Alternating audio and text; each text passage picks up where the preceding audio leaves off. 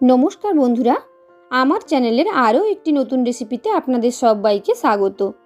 ग्रीष्मकालीन सब्जीगुलोर मध्य लाउ एमन एकटा सब्जी जेटा आमादेर शरीरके ठंडा राखते भीषणभावे उपकारी। तबे लाउएर खूब एकटा बेशी रेसिपि हय ना बा एमनो हय लाउ अनेके खेते पछंदो करे ना।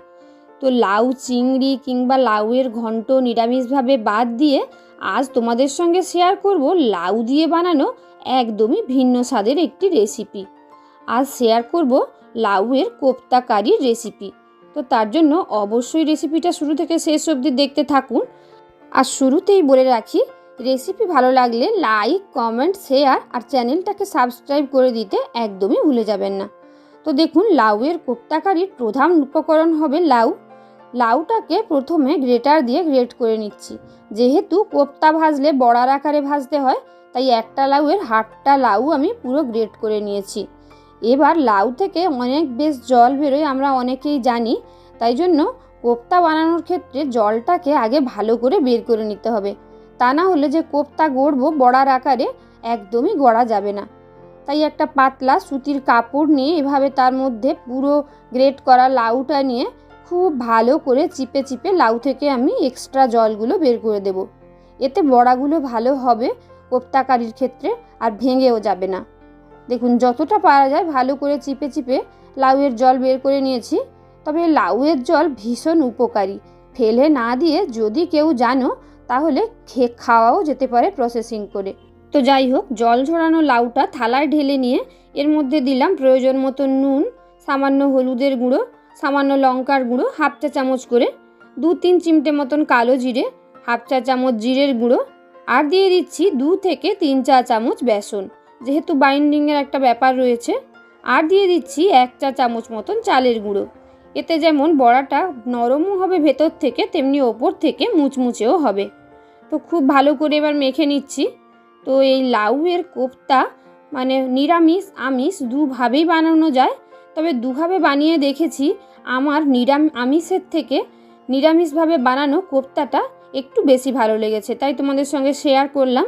তো তোমরা চাইলে কমেন্টে লিখে দিতে পারো, আমি আমিষভাবে লাউয়ের কোপ্তা রেসিপিটাও তোমাদের সঙ্গে শেয়ার করব। দেখো, খুব ভালো করে সব কিছু মেখে নিয়েছি। এবার দেখো বাইন্ডিংটা বেশ সুন্দরভাবে হচ্ছে। তো চলো একেবারে কড়াই বসিয়ে কড়াইতে তেল গরম করে নিই। তারপর এক একটা করে আমি কোপ্তা ছেড়ে দেবো ওই গরম তেলের মধ্যে।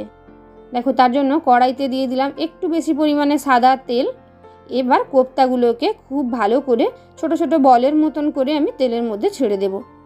দেখো, বেশ একটু বেশি পরিমাণে তেল দিয়েছি, তাই একসঙ্গে 7-8টা কোপ্তা আমি বানিয়ে নিতে পারবো। আর বন্ধুরা, এভাবে যেহেতু চালের গুঁড়োও দেওয়া আছে, তো তোমরা যদি লাউয়ের কোপ্তাটা খালি মুখেও খেতে চাও গ্রেভি না বানিয়ে, সেক্ষেত্রে এর সাথে একটু পেঁয়াজ কুচি আর রসুন কুচি মিশিয়ে বড়ার আকারে ভেজে খেতে পারো। এই একই উপকরণ দিয়ে খেতে অসম্ভব সুন্দর লাগে আর অনেক বেশি মুচমুচে লাগে, কেউ ধরতেই পারবে না যে লাউয়ের বড়া। তো যাই হোক, দেখো উল্টে পাল্টে কোপ্তাগুলোকে ভেজে নিচ্ছি।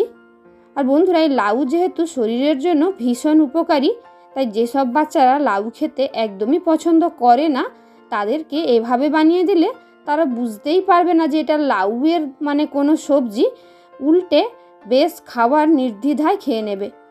তো দেখো, উল্টে পাল্টে কোপ্তাগুলো সুন্দর করে ভাজা হয়ে গেছে।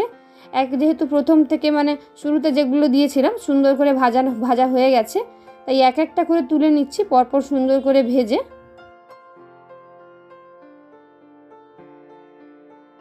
দেখো, একে একে সবগুলো কোপ্তা ভেজে তুলে নিয়ে কোপ্তার গ্রেভি বানানোর জন্য একটা মশলা রেডি করে নিচ্ছি। বাটির মধ্যে দিয়ে দিলাম হাফ চা চামচ মতন হলুদ, হাফ চা চামচ লঙ্কার গুঁড়ো, স্বাদ মতন নুন, হাফ চা চামচ জিরের গুঁড়ো, হাফ চা চামচ ধনের গুঁড়ো। এবার অল্প জল মিশিয়ে খুব ভালো করে মিশিয়ে একটা গুঁড়ো মশলার পেস্ট বানিয়ে নেব। এই মশলাটাই কোপ্তায় দিলে খেতে অনেক বেশি সুন্দর লাগবে।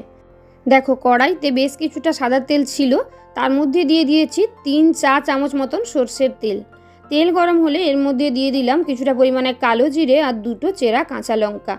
হাফ মিনিট মতন রেখে এর মধ্যে দিয়ে দিলাম গুঁড়ো মশলার মিশ্রণটা। খুব ভালো করে নেড়ে ছেড়ে হালকা তেল ছাড়তে শুরু করলে এর মধ্যে দিয়ে দিয়েছি 2টো মাঝারি সাইজের টমেটো, একদম পেস্ট করে রাখা। 2টো টমেটোই দিয়েছি। রান্নাটায় টমেটো একটু বেশি দিলে খেতে অনেকটা বেশি সুন্দর লাগে গ্রেভিটা। খুব ভালো করে আবারও নেড়ে চেড়ে চারদিক দিয়ে তেল ছাড়া অবধি ওয়েট করেছি।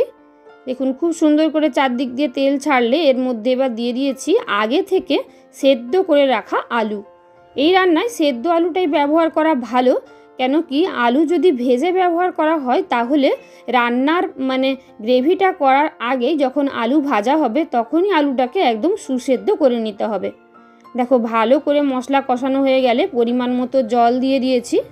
জল একটু বেশি পরিমাণেই দিয়েছি, কেন কি কোপ্তাগুলো দেওয়ার পর জলটা একটু টেনে নেবে। দেখো ঝোলটা 2-3 মিনিট মতন ফুটিয়ে নিয়ে তারপর গ্যাসের ফ্লেম একদম লোতে রেখে তারপর কোপ্তাগুলো দিচ্ছি। বেশি আঁচে আমি কোপ্তাগুলোকে ফোটাবো না, সেক্ষেত্রে কোপ্তাগুলো নরম হয়ে একদম ভেঙে যেতে পারে, যেহেতু লাউয়ের কোপ্তা এমনিতেই ভীষণ নরম। দেখো রান্না প্রায় কমপ্লিট। সবশেষে দিয়ে দিলাম 1/2 চা চামচ মতন গরম মশলার গুঁড়ো, সামান্য একটু চিনি, আর দিয়ে দেবো 1/2 চা চামচ মতন ঘি। এটা অবশ্যই দেবো, এতে রান্নার স্বাদ অনেক বেশি সুন্দর লাগবে। তো রান্না একদমই কমপ্লিট। গ্যাসের ফ্লেম একদমই অফ করে দিয়েছি, আর অনও করব না। তো বন্ধুরা দেখতেই পেলে কত কম সময়ে লাউয়ের একটা ভিন্ন স্বাদের রেসিপি বানিয়ে নেওয়া গেল। তো রেসিপিটা দেখতে যতটা সুন্দর খেতেও ঠিক ততটাই সুন্দর। তো বন্ধুরা সবসময় লাউয়ের চিংড়ি বা লাউয়ের ঘন্ট এসবের পরিবর্তে তোমরা এই রেসিপিটা বানিয়ে দেখতে পারো। আশা করি সকলের ভীষণ পছন্দ হবে, আর অবশ্যই রেসিপিটা ভাত রুটি দুটোর সঙ্গে সমানভাবে সুন্দর লাগবে। তো বন্ধুরা রেসিপি ভালো লাগলে লাইক কমেন্ট শেয়ার করে দেওয়ার অনুরোধ তোমাদের সবার কাছে রইল। আমার চ্যানেলের নতুন বন্ধুরা আরও নতুন নতুন রেসিপির আপডেট সবার প্রথমে পেতে ঝটপট চ্যানেলটাকে সাবস্ক্রাইব করে অল নোটিফিকেশান অন করে রেখো। আসছি নতুন রেসিপি নিয়ে, ততক্ষণের মতন সবাইকে টাটা।